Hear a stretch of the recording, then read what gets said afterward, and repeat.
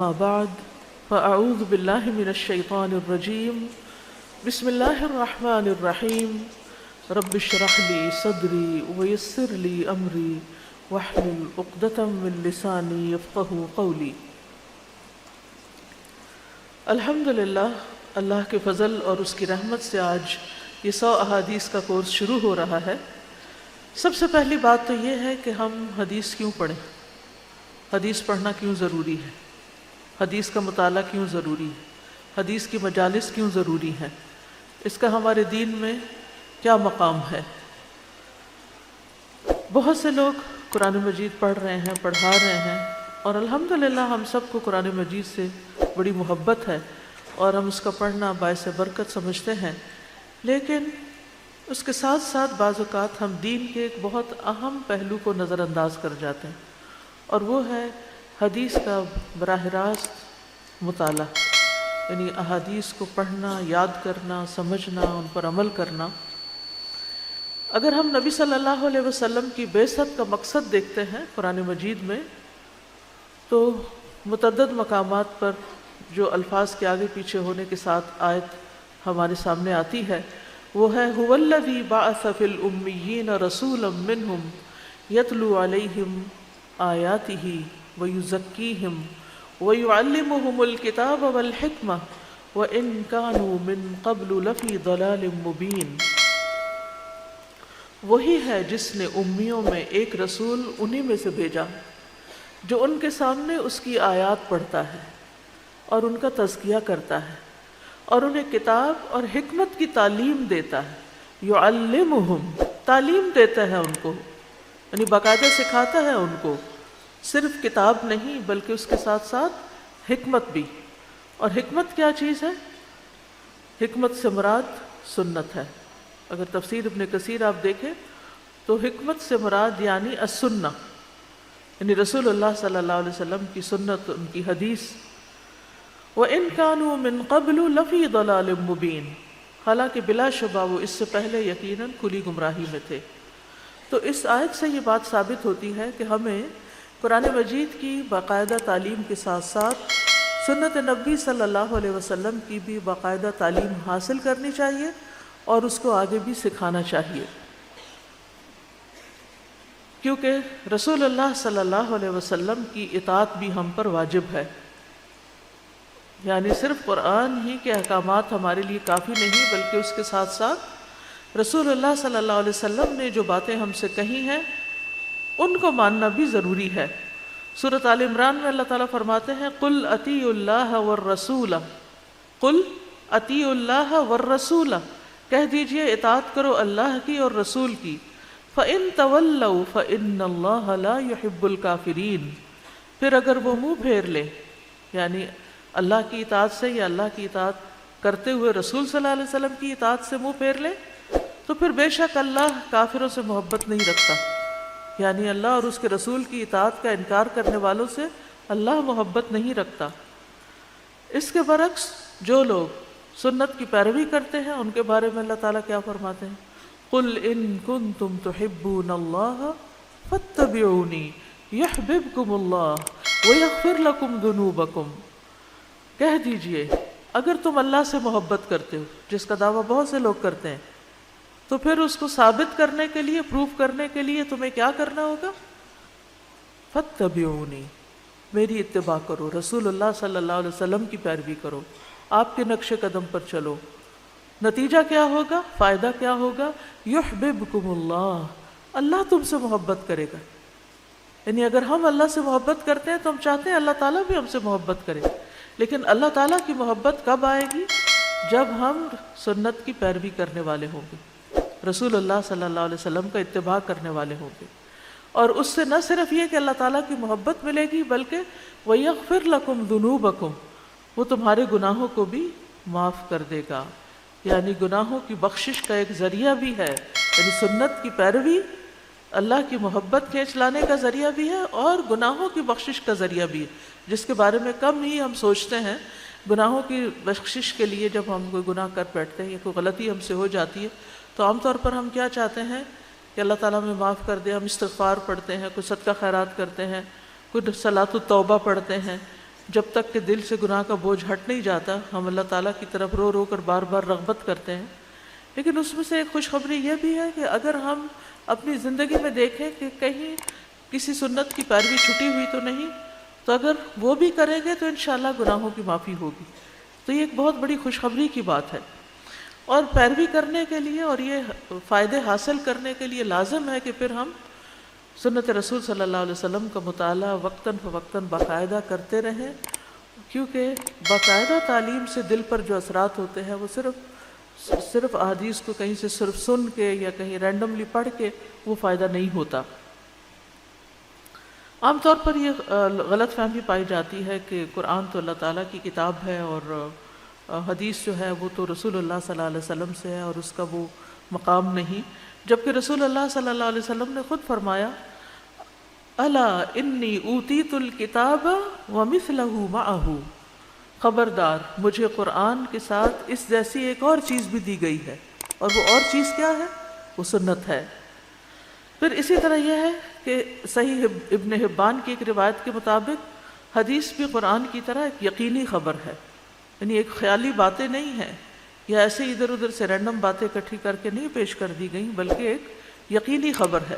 رسول اللہ صلی اللہ علیہ وسلم نے فرمایا میں تمہیں جس چیز کے بارے میں خبر دوں کہ وہ اللہ کی طرف سے ہے تو وہ ایسی بات ہے جس میں کوئی شک نہیں. یعنی صحیح احادیث کے اندر پھر ہمیں شک نہیں کرنا چاہیے بلکہ ان کی پیروی کرنی چاہیے. اور حدیث بھی قرآن کی طرح بذریعہ وحی نازل ہوتی تھی. وما ينطق عن الهوى ان هو الا وحی یوحى، کہ وہ اپنی خواہش نفس سے کچھ بھی نہیں کہتے. یعنی محمد صلی اللہ علیہ وسلم جو کچھ تمہیں سکھاتے ہیں وہ وہی ہے جو وحی نازل کی جاتی ہے، وحی کے ذریعے اتارا جاتا ہے. سورۃ النساء میں بھی اللہ تعالیٰ فرماتے ہیں وَأَنزَلَ اللَّهُ عَلَيْكَ الْكِتَابَ وَالْحِكْمَةَ وَأَنزَلَ اللَّهُ عَلَيْكَ الْكِتَابَ وَالْحِكْمَةَ، اور اللہ نے نازل کیا آپ پر کتاب اور حکمت کو. یعنی کتاب اور حکمت دونوں چیزیں اللہ تعالیٰ کی طرف سے نازل کرتا ہے، اللہ تعالیٰ ہی کے احکامات ہیں. اور آپ کو وہ کچھ سکھلا دیا جو آپ نہیں جانتے تھے. یعنی نبی صلی اللہ علیہ وسلم تو امی تھے، 40 سال تک آپ نے کسی اسکول کالج مدرسے کسی استاد سے نہیں پڑھا تھا. آپ کو جو کچھ بھی علم حاصل ہوا وہ براہ راست اللہ سبحانہ تعالیٰ کی طرف سے حاصل ہوا. جبریل علیہ السلام آپ پر لے کر آئے اور آپ کو وہ کچھ سکھلا دیا جو آپ نہیں جانتے تھے. وَكَانَ فَضْلُ اللَّهِ عَلَيْكَ عَظِيمًا، اور یہ اللہ کا آپ پر بہت ہی بڑا فضل ہے. تو جو نبی صلی اللہ علیہ وسلم پر فضل ہوا کہ اللہ تعالیٰ نے آپ کو وہ علم سکھایا، اور اللہ سے بڑھ کر جاننے والا کون ہے العلیم الخبیر سے، تو اس علم کی قدر کرنی چاہیے.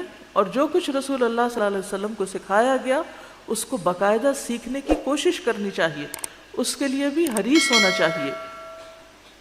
حسان ابن عطیہ کہتے ہیں کہ جبریل علیہ السلام نبی صلی اللہ علیہ وسلم کے پاس سنت لے کر اترتے تھے، اور جس طرح آپ کو قرآن سکھاتے اسی طرح سنت کی تعلیم دیتے.